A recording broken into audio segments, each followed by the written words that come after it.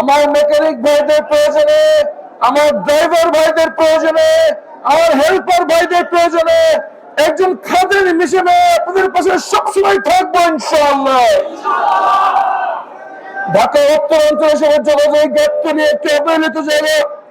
এখানে কোনো হাসপাতাল নাই, এখানে আমাদের যারা শ্রমিক ভাইরা আছেন তাদের জন্য কোনো ক্ষুদ্র নিয়োগের ব্যবস্থা নেই, তাদের অধিকার আদায়ের জন্য কথা বলার কোনো লোক খুঁজে পাওয়া যায় না। ইনশাআল্লাহ আপনাদের সকল প্রয়োজনে যদি একজন কথা বলার লোক থাকে এই ভাই আপনার সামনে থাকবে ইনশাআল্লাহ।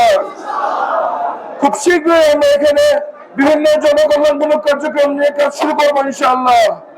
আরেকটি কথা নিয়ে কথা বলতেই হবে, সেটা হচ্ছে প্রকাশ্যে এবং নীরব চাঁদাবাজি। আমি চাঁদা গ্রহণ করি না, আমার সাথে যারা কাজ করে তারা কেউ চাঁদা নেয় না।